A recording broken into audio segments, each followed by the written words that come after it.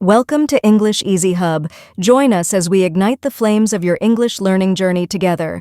Please subscribe to watch and embark on your English learning journey. Don't miss out on the exciting content. In this in-depth conversation, Alex seeks guidance from his professor on improving spoken English through three key pillars: interaction, expression, and feedback. Recognizing the challenges of hesitation, vocabulary limitations, grammar mistakes, and maintaining motivation, Alex explores practical strategies to overcome these obstacles. The professor provides valuable insights, structured techniques, and actionable exercises to help Alex build confidence, fluency, and natural expression in English. This discussion highlights the importance of immersive practice, strategic learning, and a growth mindset in mastering spoken English effectively. Good afternoon, Professor. I've been reflecting on my English speaking skills and I keep coming across three key aspects: interaction, expression, and feedback. Could you explain why these three are considered fundamental to improving spoken English? Good afternoon, Alex. That's an excellent observation. These three aspects form a cycle that continuously refines your speaking skills. Interaction exposes you to real-time communication, forcing you to think on your feet. Expression strengthens your ability to convey thoughts clearly and effectively. Feedback ensures that your mistakes are corrected and your strengths are reinforced. Without interaction, you're not practicing enough. Without expression, your ideas remain unclear. Without feedback, you won't know what to improve. Mastering all three is essential for fluency. That makes perfect sense. But when it comes to interaction, I often struggle to find practice partners. What are some effective ways to increase my exposure to real English conversations? That's a common challenge, but the good news is that interaction doesn't always have to be with a native speaker. First, consider joining online communities where English is spoken, such as discussion forums, social media groups, and language exchange platforms. You can also engage with English content interactively. Don't just watch videos, but comment on them, summarize what you've learned, or even create your own responses. If in-person practice is difficult, use AI conversation tools or language apps to simulate real dialogue. Additionally, shadow conversations. Listen to native speakers and repeat their words as if you're part of the discussion. The goal is to make interaction a daily habit, even if it's not always with a live person. I like the idea of shadowing conversations. That brings me to another issue. When I try to express myself, I often hesitate because I can't find the right words quickly enough. How can I improve my fluency and reduce hesitation? Hesitation is a natural part of language learning, but it can be reduced through strategic practice. First, train yourself to think in English rather than translating from your native language. One way to do this is by narrating your daily actions in English. Second, use time-based speaking drills. Set a timer for 1 or 2 minutes and talk about a random topic without stopping. At first, your speech may be choppy, but over time, your brain will adapt to faster recall. Third, practice with structured speaking patterns. Start with simple sentences and gradually introduce complexity. Lastly, expose yourself to fast-paced English content, such as interviews and podcasts, and try to follow along in real time. The more you force your brain to operate in English, the more naturally words will come to you. That's a great approach. But even when I push myself to speak more, I often feel like my vocabulary is too limited. How can I expand my vocabulary in a way that's useful for real conversations? Expanding vocabulary should be purposeful rather than random. Focus on high-frequency spoken words. These are the words you'll encounter most often in real conversations. Learn words in context rather than in isolation. For example, instead of memorizing the word negotiate, learn how it's used in phrases: negotiate a deal, negotiate a raise. A great technique is active recall.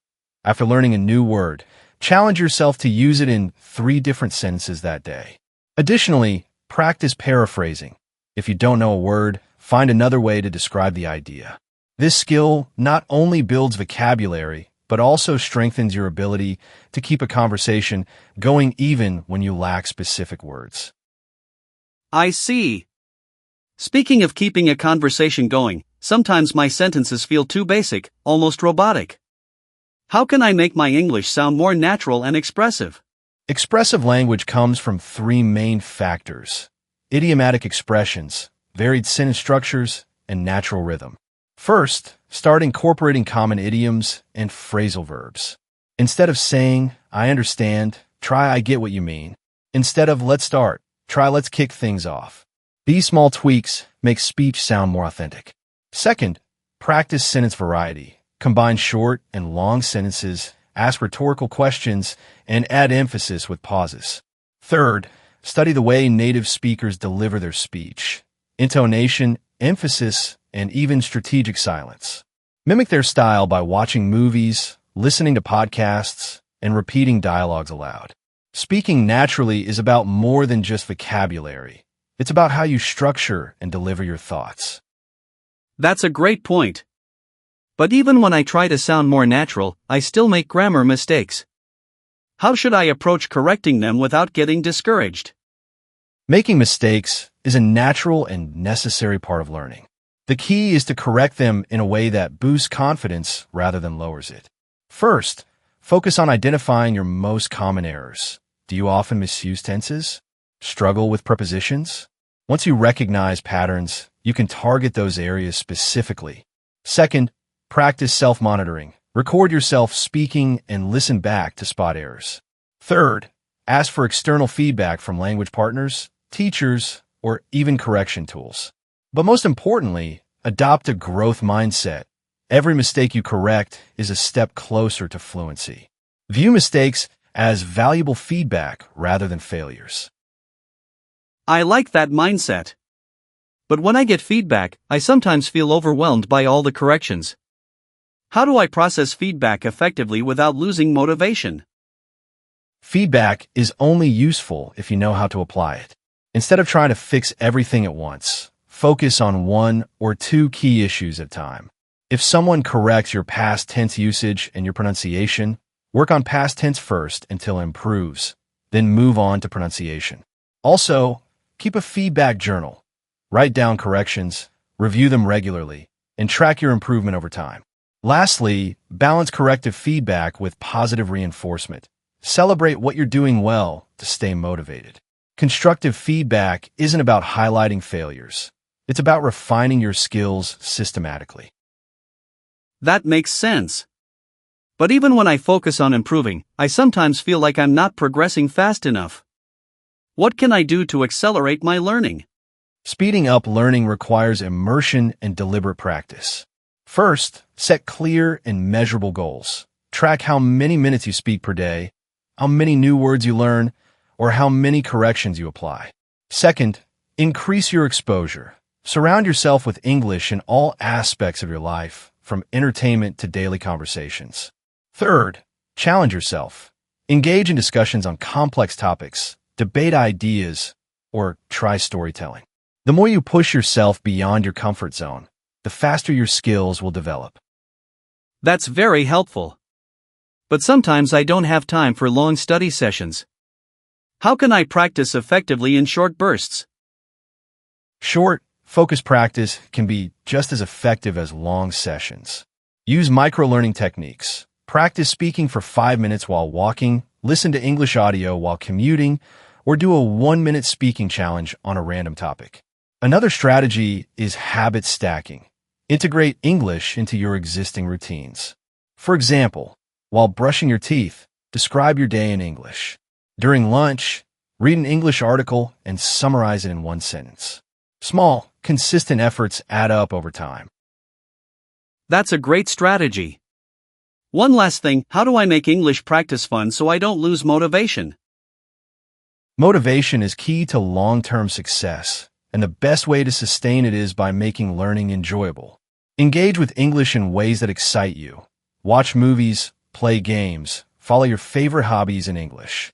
Set challenges for yourself. Try vlogging in English, participate in debates, or even attempt improvisational storytelling. Also, celebrate your progress. Acknowledge improvements, set rewards for milestones, and remind yourself why you started. The more personal and enjoyable your learning experience is, the more sustainable it becomes. Thank you, Professor. This conversation has given me so many valuable insights. I feel much more confident about improving my speaking skills. You're very welcome, Alex. Keep practicing, keep challenging yourself, and most importantly, enjoy the journey. Fluency isn't about perfection. It's about continuous growth. Keep going, and you'll reach your goals. Through this conversation, Alex gains a comprehensive roadmap for improving his spoken English. He learns that fluency is not just about knowing words but about active engagement, structured practice, and continuous refinement. The professor emphasizes that interaction strengthens real-world communication, expression enhances clarity and natural flow, and feedback ensures consistent improvement. By incorporating daily immersion, targeted vocabulary building, self-monitoring, and creative learning methods, Alex can accelerate his progress. Ultimately, the key to mastering spoken English lies in consistency, resilience, and making the learning process enjoyable. With these strategies in place, Alex is now equipped with the tools to speak English more confidently and effectively. Thanks for watching.